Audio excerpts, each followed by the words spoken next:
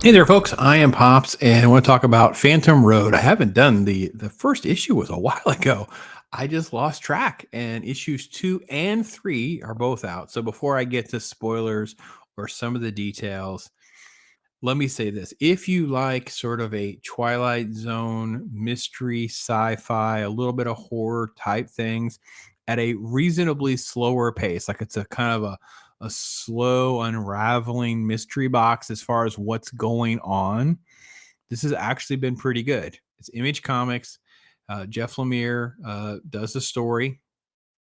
Issue 2 definitely has more of a Twilight Zone feel to it.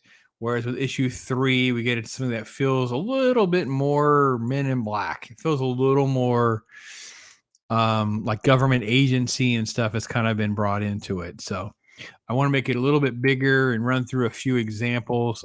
Gabriel Walta does the art, and the art is not probably for everyone.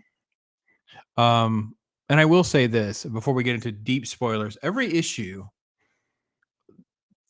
their style is very interesting because they give you this little teaser moment, and then the story will bring you there.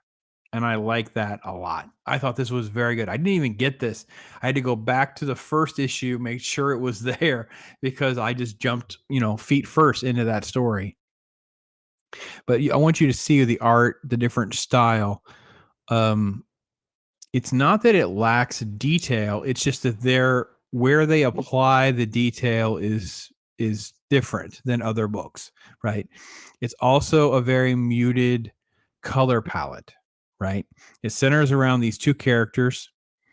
Um, Dom is this truck driver. You have a little bit of the backstory and the first issue with him and him being on the road. He runs across, there's this accident that happens, and you meet Birdie, Beverly. Everybody calls her Birdie. You now get her name in issue 2. And then you have this sort of mysterious situation and what they're put up against and how they kind of get into it, which turns bloody and violent and chaotic. And now we're basically back on the road again with them in issue number 2. And issue number 2 does center on them as far as chapter 2 goes. But then on issue 3, we take a major detour and we get into a completely different character, government agency stuff, and things like that. Ties together, but so that's my general spoilery part, spoiler free part. I'm going to get a little deeper into things now.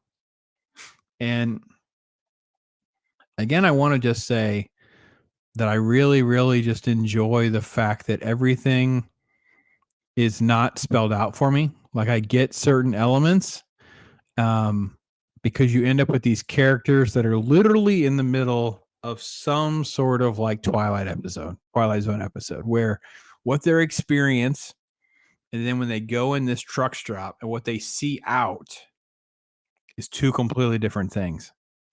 And then we're met with a guide, and that's this guy right here. Now we see him briefly in issue 1. Again, I had to go back and read issue 1. And I just wasn't. I also wasn't sold on his design and how he's drawn. Like things are very, he's sort of misproportioned. Like his his head and his hands are really big, and he's sort of an odd details about him. Things like that, right? So that's kind of how it plays out. And then you have this guide, and then of course it turns, and he has this weird analogy he's doing about time and space, and you don't quite know if you're in like an episode of Lost or something like that.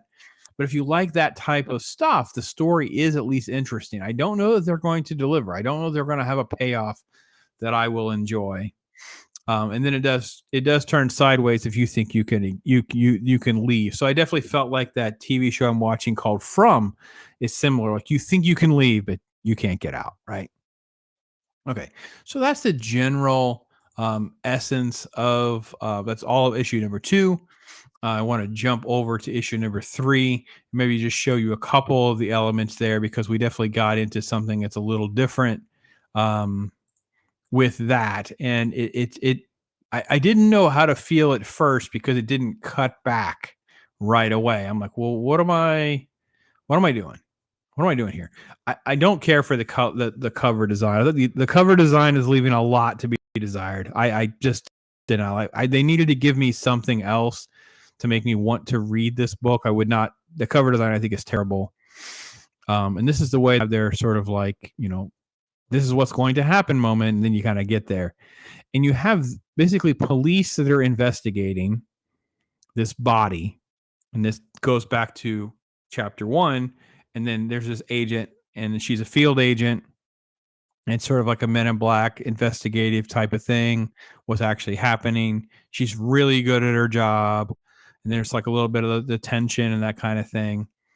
And then the deputy is piecing 2 and 2 together for her, which is great because she's actually very gracious about that and gives him a lot of compliments. I will say with the art and the storytelling, I don't understand why we needed to have like a gratuitous boob and genital shot of her in the shower. Like, I don't, it was like a waste of panels.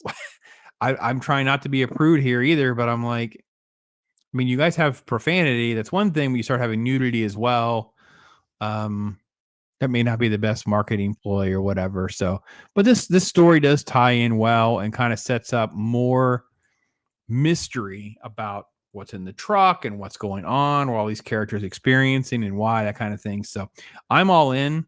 I'm going to give this sort of like that B-, sort of like good, until I know the whys, the who's, what's happening, whatever. I can't give you a better verdict because I don't know. I don't know if the payoff is worth it. Can they deliver? Right? I can't give you that, but I can tell you I'm enjoying the ride. I'm enjoying the journey. So that's my take on it. If you were reading anything like this or have interest in this, let me know. I appreciate you guys so much. Take care. I am Pops.